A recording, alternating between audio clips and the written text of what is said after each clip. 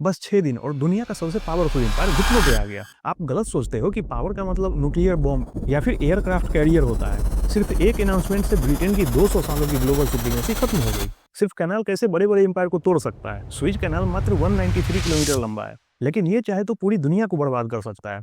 और इधर इंडिया में नेहरू जी चुपचाप बैठकर सोच रहे थे कि बंदे ने कर दिखाया, लेकिन इस कहानी की शुरुआत 13वीं सेंचुरी में ही हो चुकी थी।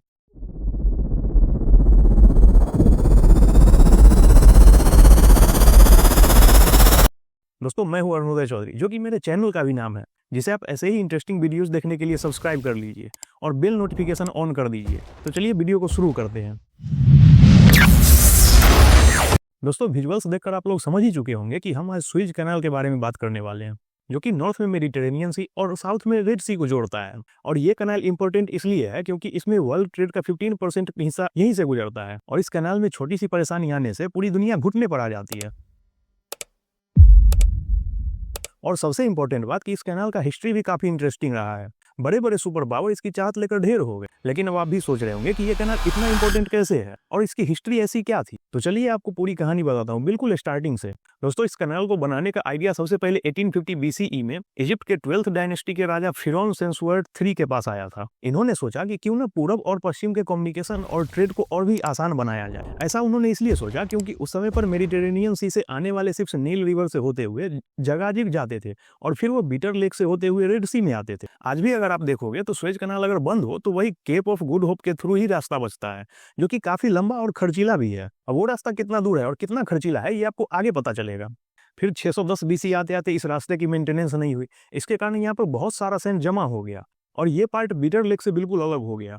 फिर नेको II ने इसके फिर से खुदाई करवाई, लेकिन वो भी बीटर लेक को नील रिवर से ही जोड़ पाए, यानी कि रेड सी तक नहीं पहुंच पाए।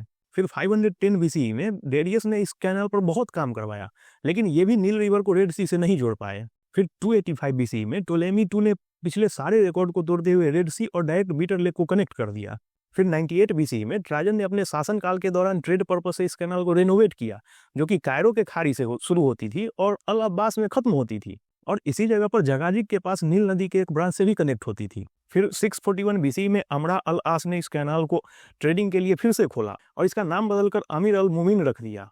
इस समय पर उन्होंने मेडिटेरेनियन सी और रेड सी को डायरेक्ट जोड़ना चाहा, लेकिन वो इसलिए नहीं जोड़ पाए क्योंकि खलीफा उमर अल खत्ताब ने ऐसा करने से रोक दिया था, क्योंकि खलीफा को मानना था कि ऐसा करने से इजिप्ट में बाढ़ आ जाएगा। आज भी आप मैप में देखोगे तो मेडिटेरेनियन सी और रेड सी का बॉर्डर इजिप्ट से लगता है। इसके बाद हिस्ट्री में फिर एक बड़ा बदलाव आया।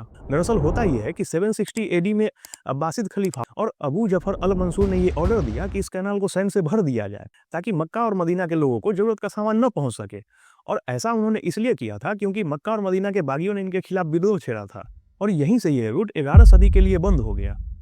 आपको इस समय एक और चीज देखने को मिलेगा कि जिस साम्राज्य ने भी इस कैनाल को कंट्रोल किया ट्रेड के लिए, वो पीक पे रहा। जैसे कि पर्सियन ने कंट्रोल किया, पर्सियन इंपायर पीक पे था। फिर रोमन्स ने कंट्रोल लिया, वो भी पीक पर। फिर ओटोमन्स ने कंट्रोल किया, वो भी पीक पर।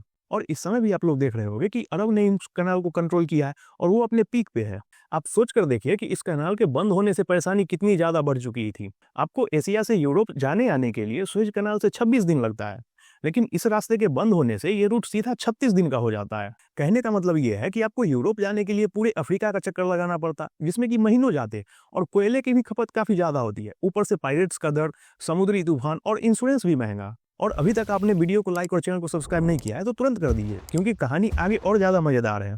लेकिन इस लंबे रास्ते की समस्या तब दूर हो गई जब 30 नवंबर 1854 को फर्डिनांड दे लेसेप को कॉन्ट्रैक्ट मिला इस कैनल को दोबारा से बनाने का। लेकिन इसमें भी अभी बहुत बड़ा गेम होना बाकी था, जो आपको आगे पता चलेगा। अब फर्डिनांड को इस कैनाल के बनाने के समय में कई सारे नोटिफिकेशन जारी हुए, जिसमें कि अलग अलग बातें लिखी हुई है।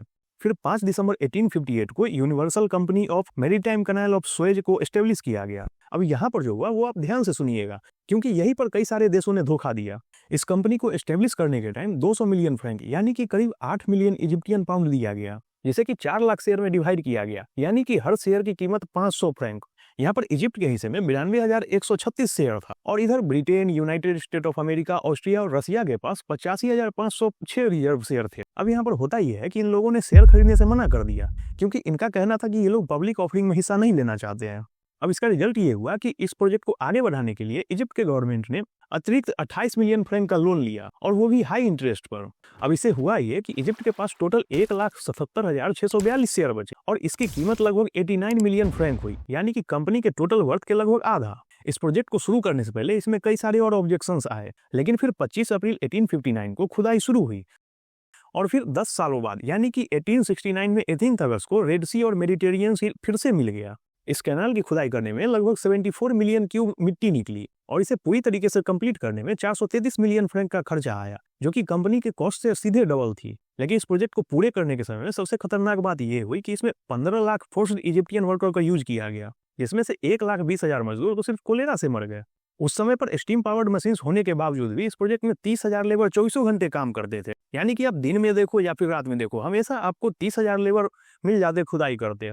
इस प्रोजेक्ट के कंप्लीट होने के 3 महीने बाद यानी कि 17 नवंबर 1869 को सुएज कैनाल को इनॉग्रेट किया गया, जिसमें कि लगभग 6,000 लोगों को इनवाइट किया गया था, और इसमें कई सारे देश के वीवीआईपी लोग भी शामिल थे। अब इस कैनाल के बनने के बाद ब्रिटिशर्स के लिए चांदी ही चांदी थी।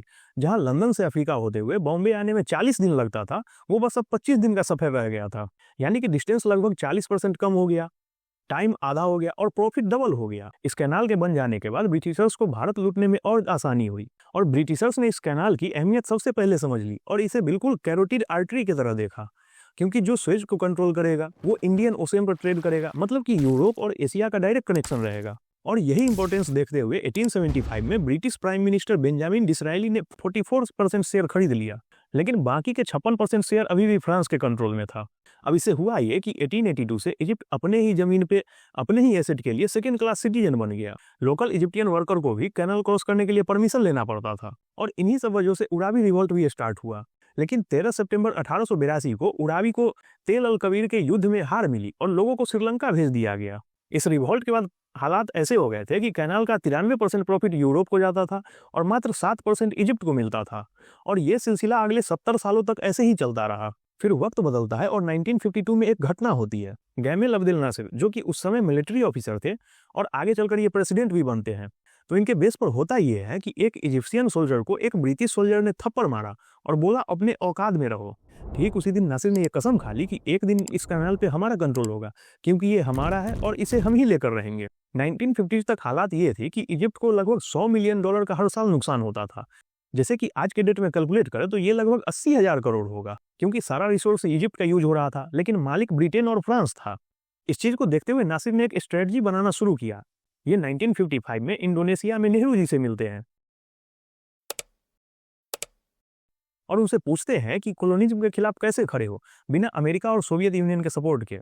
तो इस पर नेहरू जी ने ये एडवाइस दिया कि आपको पहले इकोनॉमिकली इंडिपेंडेंट होना पड़ेगा और फिर आप मिलिट्री इंडिपेंडेंट को फॉलो कर सकते हैं। आगे चलकर नासिर ने इसी चीज को फॉलो भी किया। 26 जुलाई 1956 को अलेक्जेंड्रिया में नासिर 3 घंटे का स्पीच देते हैं, जिसमें वो बार बार रिपीट कर रहे थे डे लेसेप्स, यानी कि फर्डिनांड डे लेसेप्स। ये वही शख्स था जिसने कैनाल का डिजाइन किया था। फिर ठीक 7:30 पर यह स्पीच खत्म होती है और नासिर ने अनाउंस किया कि अब सुएज कैनाल हमारा है। और इधर 7:35 पर इजिप्शियन ट्रूप्स ने कैनाल के ऑफिस पर कब्जा कर लिया और रात के 8:30 होते ही सुएज कैनाल के हेडक्वार्टर पर इजिप्ट का झंडा लहरा दिया गया। अब इस घटना से कितने देशों को झटका लग रहा था ये आप देखिए। ब्रिटेन शॉक में था क्योंकि उसकी कॉलोनी गई, फ्रांस शॉक में था क्योंकि उसका कंपनी गया, अमेरिका कंफ्यूज था, सोवियत यूनियन सोच रहा था इन्फ्लुएंस बनाने का मौका है, और इजराइल ये सोच रहा था कि इजिप्ट अब स्ट्रांग हो रहा है। और इधर इंडिया में नेहरू जी चुपचाप बैठकर सोच रहे थे कि बंदे ने कर दिखाया। इस घटना के बाद ब्रिटेन के प्राइम मिनिस्टर नासिर को इजिप्टियन हिटलर बोल रहे थे और मीडिया में प्रोपेगेंडा चलाया जा रहा था। कुछ क्रिटिक्स ने यह भी बोला कि इजिप्ट इस कैनाल को कंट्रोल नहीं कर पाएगा, लेकिन हुआ ठीक इसका उल्टा। नासिर ने इस चीज को गलत साबित कर दिया। इस कब्जे के बाद एक दिन भी कैनाल की ट्रैफिक नहीं रुकी, बल्कि रेवेन्यू और ज्यादा बढ़ गया क्योंकि यूरोपियन मिडिलमैन खत्म हो गया था। अब यहाँ पर सारे देश षड्यंत्र रचना शुरू कर देते हैं। फिर 1956 में फ्रांस के सेवर्लिस में ब्रिटेन के पीएम ईडेन, फ्रांस के पीएम मिलेट और इजराइल के पीएम बेन गुरियन एक सीक्रेट मीटिंग रखते हैं। लेकिन इस मीटिंग में एक गलती हो जाती है जिससे कि पूरा खेल बिगड़ जाता है। वो आपको आगे पता चलेगा। इस मीटिंग में ये प्लान बनाया गया था कि 29 अक्टूबर को इजराइल इजिप्ट पर अटैक करेगा और सब कुछ प्लान के हिसाब से चल भी रहा था, लेकिन आगे जो हुआ वो बिल्कुल अनएक्सपेक्टेड था। अब आगे क्या हुआ था ये जानने से पहले आप वीडियो को लाइक और चैनल को हाइप कर दीजिए ताकि और भी लोग इस चीज को देख सकें। 30 और 31 अक्टूबर को ब्रिटेन और फ्रांस के ट्रूप्स इजिप्ट में लैंड करते हैं और ये लोग जैसे ही टेक ओवर करने ही वाले थे कि एक फोन कॉल आता है और वो फोन कॉल था अमेरिका के प्रेसिडेंट आइजनहावर का। आइजनहावर ने फोन पर बोला विड्रॉ इमीडिएटली और फेस कंसिक्वेंस। इस पर ब्रिटेन के पीएम ईडन ने कहा कि हम तो नेटो एलाई हैं। इस पर आइजनहावर ने कहा कि अभी इलेक्शंस है और कुछ कॉलोनियल पावर्स की तरह एक्ट मत करो। इस सेम टाइम पर इंडिया का रोल देखिए। यूएन के जनरल असेंबली में कृष्णा मेनन ने एक स्पीच दिया। अब इस स्पीच के कुछ दिन बाद ही इंडिया ने भी 14 साल के इंतजार के बाद गोवा को आजाद करवाया था। इस पूरी घटना को आप देख सकते हैं, नीचे डिस्क्रिप्शन में लिंक दिया हुआ है। और इंडिया ने यह कहा कि यूएन को इमरजेंसी फोर्स डिप्लॉय करना चाहिए और इस चीज के सपोर्ट में 64 कंट्रीज थे, जबकि इसके अगेंस्ट में मात्र 5 कंट्रीज थे। मतलब कि एक झटके में पूरा सुपर पावर खत्म। ब्रिटेन और फ्रांस अमेरिका के हाथों मजबूर थे और इधर एशियन कंट्रीज में ये चर्चा हो रही थी कि चलो कोई और भी उठ खड़ा हुआ। और अफ्रीकन नेशंस ये सोच रहे थे कि हमारा भी फ्यूचर यही है। लैटिन अमेरिका वाले सोच रहे थे कि पुरानी साम्राज्य खत्म हो रही है।